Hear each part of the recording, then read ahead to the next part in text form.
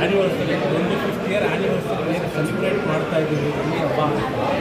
ಇದು ಏನು ಒಂದು ಸಣ್ಣ ಪುಟ್ಟ ಮೈಲ್ಸ್ಟೋನ್ ಅಲ್ಲ. ಯಾವುದೇ ರಾಜಕೀಯ ಪಕ್ಷ ಆಗಿರಲಿ ಅದು ಬದುಕು ಹಲವಾರು ಪಕ್ಷ ನೀವು ಕೆಲವು ವರ್ಷದಿಂದ ನೋಡ್ಬೋದು. ಆಮ್ ಆದ್ಮಿ ಪಾರ್ಟಿ ಅಂತೆ, KVP ಅಂತೆ, KPP ಅಂತೆ, ಏನೇನೋ ಪಕ್ಷ ಬಂತು. ಒಂದು ನಿರಂತರವಾಗಿ ಒಂದು ರಾಜ್ಯ ಮಟ್ಟದ ಪಕ್ಷ ನಮ್ಮ ಕರ್ನಾಟಕ ದಲಿತರ ಪಕ್ಷ, ಸೆಕ್ಯುಲರ್ ಪಾರ್ಟಿ, ಮೈನಾರಿಟಿ ಪಾರ್ಟಿ, ಬಡವರ ಪಕ್ಷ JDS ಪಕ್ಷ 25 ವರ್ಷ ರೀಚ್ ಮಾಡಿದೆ. ಬರುವ ದಿನದಲ್ಲಿ ಇನ್ನೂ ಜಾಸ್ತಿ ಮಟ್ಟಕ್ಕೆ ನಾವು ಹೋಗ್ತೀವಿ. ಇದು ಪಕ್ಷ ಬರೀ ಒಂದು ಜಾತಿ ಒಂದು ಧರ್ಮಕ್ಕೆ ಸೀಮಿತ ಇಲ್ಲ.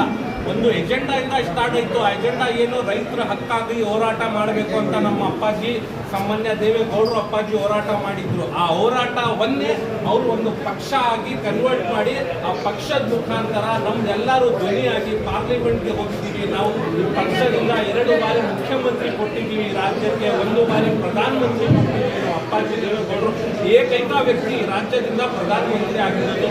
ಅಂತ ಒಳ್ಳೆಯ ಪಕ್ಷ ನೋಡಿ.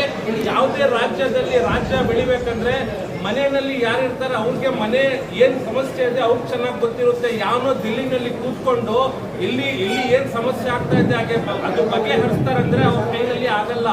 ನಮ್ಮ ರಾಜ್ಯದಲ್ಲಿ ನಮ್ಮ ಮನೆಯಲ್ಲಿ ಯಾರಿದ್ದಾರೆ ಅವ್ರಿಗೆ ನಮ್ಮ ಮುಖ ಏನಾಗ್ತಾ ಇದೆ, ನಮ್ಮ ಕಷ್ಟ ಏನಾಗ್ತಾ ಇದೆ ಅಂತ ಅವ್ರಿಗೆ ಚೆನ್ನಾಗಿ ಗೊತ್ತಿರುತ್ತೆ. ಬಡವರಾಗಿರ್ಲಿ ಶ್ರೀಮಂತರಾಗಿರ್ಲಿ ಯಾರು ಬೇಕಾದ್ರೂ ಹೋಗ್ಬಿಟ್ಟು ಭೇಟಿ ಮಾಡ್ಬೋದು. 100 ರೂಪಾಯಿ 200 ರೂಪಾಯಿ ಖರ್ಚು ಮಾಡಿದ್ರೆ ನೇರವಾಗಿ ಹೋಗ್ಬೋದು.